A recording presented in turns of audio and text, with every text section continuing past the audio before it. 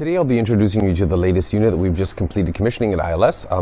This is a polyolefins testing unit which has been made for the group of Professor Timothy McKenna at the University of Lyon in France.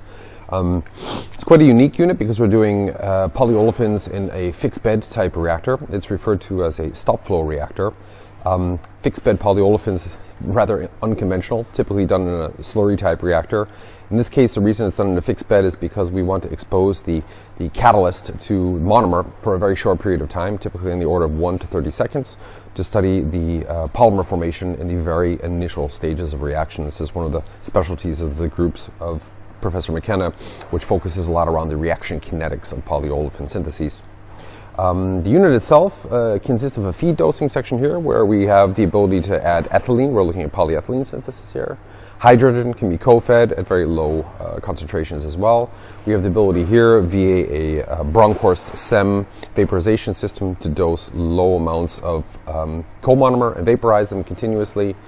And there's a fast valve actuation system here which allows us to sequentially dose reagents to the reactors.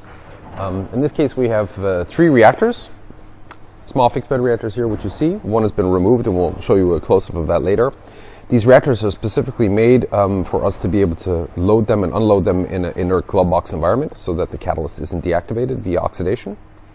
And using fast actuating valves and a Siemens process control system, we can rapidly switch from reactor to reactor. So typically what we do is we feed the reagents, allow them to equilibrate in composition and pressure, switch them to a reactor at a specific temperature, which is the temperature at which the oven is operated, and then we quench the reaction by feeding carbon dioxide, which then kills the catalyst. That gives us a well-defined start and stop time for the reaction and allows us to operate at very short times on stream. The reactors themselves are the small fixed bed reactors. We made a special design using as many swage lock components as possible to keep the cost of the reactor down. You have a fixed bed mounted in the center of this reactor with VCO connections, which are O-ring sealed at the top and the bottom. And it had to be compact enough to be easily inserted and removed via the antechamber of a glove box.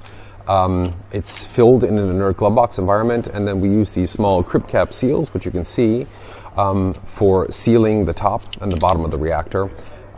Hence, we can then remove the entire reactor from the glove box without exposing the contents to any air or moisture. The inert purge is then put on here. We have nitrogen purging from the bottom.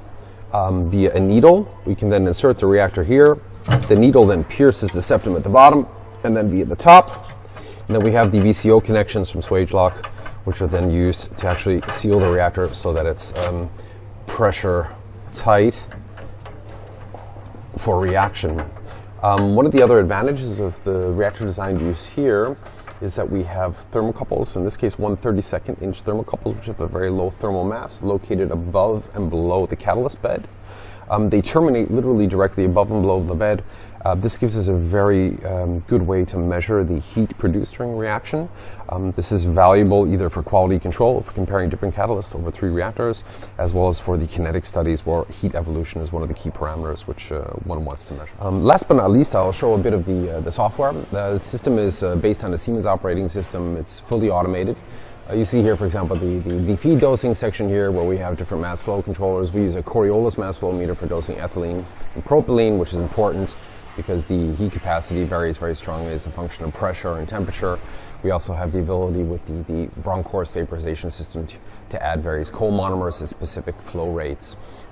Here you see the reaction section here where we have the 3 fixed bed reactors where we measure the temperature above and below the reactor beds, the fast actuating valves which are used for switching from reactor to reactor, as well as the valves and pressure control valve at the back for equilibrating pressure.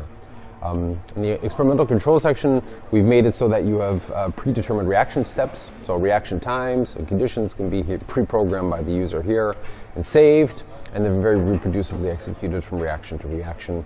And last but not least, you have the trends here on the trend page, and you can actually go in and see various trends which were taken for various reactions. Here I can zoom in, for example, here at a specific time and look, for example, at the variation in the reaction temperature above and below the reactor. This was done under inert conditions. Gives you an idea of the overall functionality of the system. It's completely automated and very user-friendly.